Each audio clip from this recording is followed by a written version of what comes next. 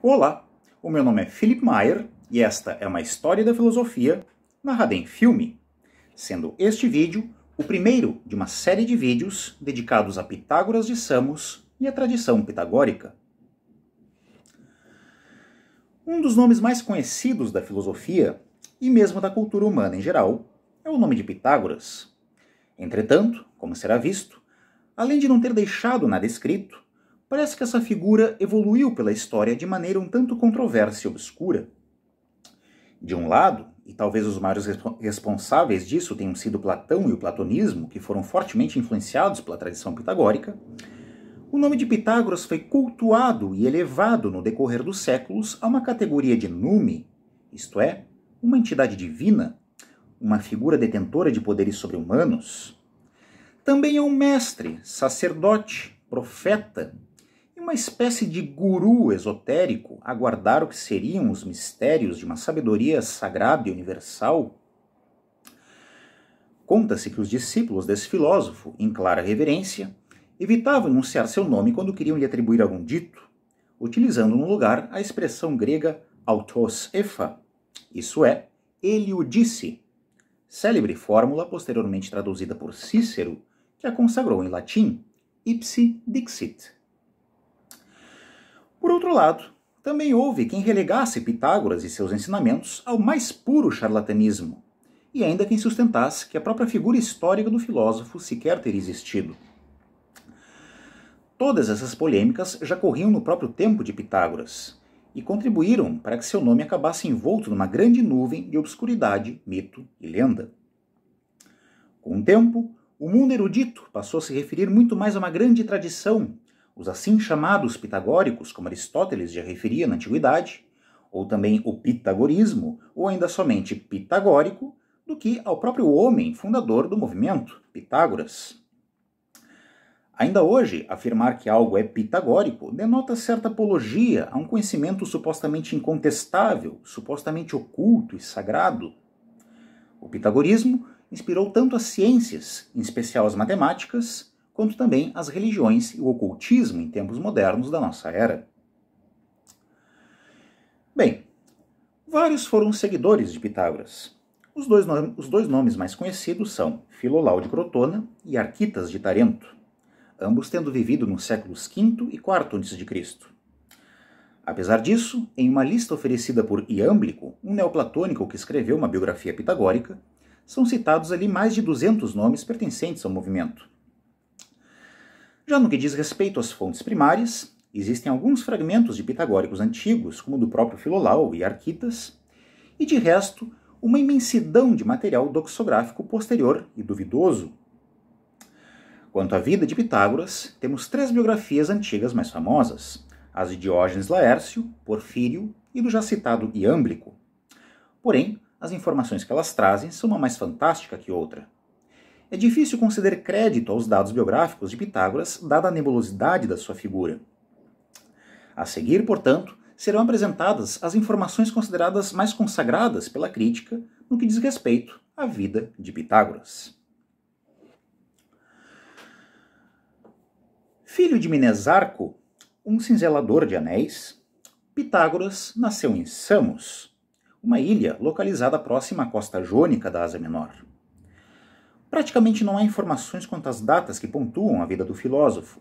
O que se sabe é que elas giram em torno do 6º século a.C., pois ele teria cerca de 40 anos quando o governante de Samos, o tirano Polícrates, recrudesceu a tirania sobre o povo, isso ao redor do ano de 530 a.C., e em decorrência desse fato, o filósofo então emigrou para colônias gregas localizadas na Magna Grécia, onde atualmente é o sul da Itália, estabelecendo-se na cidade de Crotona, onde viria a fundar uma comunidade filosófica. Por esses fatos, os historiadores então deduzem a data de nascimento do filósofo em torno do ano de 570 a.C. Pois bem, uma vez em Crotona, Pitágoras persuadiu ao seu redor um restrito grupo de seguidores, os quais eram chamados de homakoi, que em grego significa aqueles que se juntam para ouvir, no caso, ouvir as palavras do mestre Pitágoras.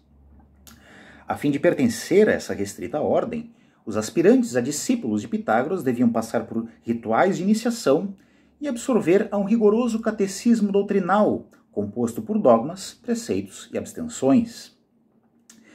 Dentre as regras seguidas de perto pelos iniciados constavam, por exemplo, o vegetarianismo e a manutenção do silêncio quanto aos segredos revelados no interior dessa comunidade.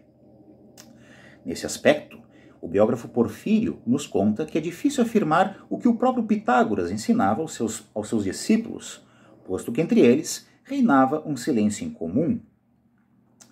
É provável que o filósofo transmitisse os ensinamentos somente por via oral, e quanto ao conteúdo destes, compunham uma complexa doutrina mesclando ciência e religião.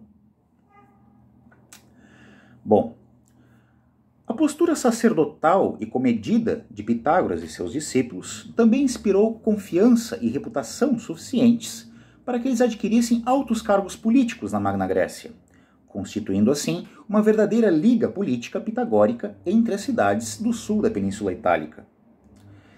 Em geral, os pitagóricos eram conservadores na arte de governar, priorizando e exaltando os costumes sociais. Depois de algum tempo da estadia de Pitágoras em Crotona, parece que Cílon, um membro de uma família tradicional da cidade, insatisfeito com certas políticas empreendidas pela elite pitagórica regional, mas principalmente inconformado por ter sido rejeitado diretamente por Pitágoras para ingressar no restrito círculo pitagórico, dado o seu caráter violento, parece então que Cílon teria regimentado ao seu favor um grupo que em uma emboscada incendiaria o edifício sede da comunidade pitagórica de Crotona, matando vários de seus membros e pondo em fuga diversos outros. Dentre os que teriam conseguido escapar, estaria então Pitágoras, que teria se retirado para a cidade de Metaponto, onde viria a falecer no ano de 496 a.C. O episódio de Crotona aparentemente marca uma diáspora pitagórica pelo mundo antigo, fazendo com que a fama de Pitágoras se espalhasse, contribuindo então também para a posterior mistificação do seu nome.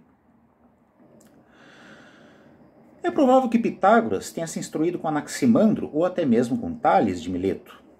Já a enciclopédia medieval Suda menciona que o mestre de Pitágoras teria sido Ferécides de Cirus, um antigo teólogo sobre o qual restam algumas confusões acerca das atribuições a ele serem já na verdade de cunho pitagórico, como por exemplo a tese sobre a imortalidade da alma. Contou-se que quando Ferécides veio a óbito, o próprio Pitágoras o teria sepultado em Delos num suposto ato de gratidão ao mestre. Já outras fontes sugerem que Pitágoras teria realizado muitas viagens, como por exemplo ao Egito para se instruir com sacerdotes, mas também à Babilônia e ainda à Índia, e ainda que teria sido discípulo do famoso mago persa Zoroastro. Porém, os dados aqui já começam a tomar os rumos do mito. Nessa linha, também se atribuiu a Pitágoras feitos fantásticos, como a capacidade da bilocação. Conta-se que ele teria sido visto de uma só vez em Crotona e Metaponto, que ele também teria reencarnado diversas vezes, inclusive como um deus, que ele teria previsto o futuro em várias ocasiões, e também anedotas diversas, como por exemplo a de que ele possuiria uma coxa de ouro, e também o caso de um rio que supostamente teria saudado Pitágoras quando ele atravessava, dentre tantas outras histórias. E por fim, também foi atribuído a Pitágoras a cunhagem do próprio termo filósofo. É Heráclides Pôntico quem nos narra que Pitágoras, uma vez levado ao encontro de Leonte, o tirano das cidades de Fliuntes e Cione, esse governante, impressionado com a sabedoria do homem de Samos, teria então lhe perguntado qual era a sua profissão. Pitágoras assim respondeu: filósofo, isso é, um amigo ou amante da sabedoria. De philos, que significa em grego amor no sentido fraternal, mais Zofia, sabedoria. Isso porque para Pitágoras somente Deus poderia ser de fato sábio, restando aos mortais serem somente amigos ou amantes dessa sabedoria de proveniência divina.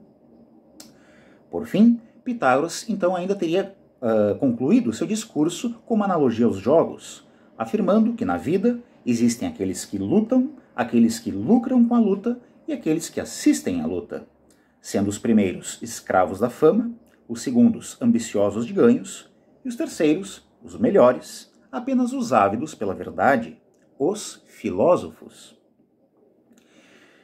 E aqui encerro esse primeiro vídeo dessa série pitagórica. Agradeço a audiência. No próximo vídeo, então, estarei abordando as influências órficas sobre o pitagorismo, bem como também a síntese órfico-matemática realizada pelos pitagóricos. Obrigado.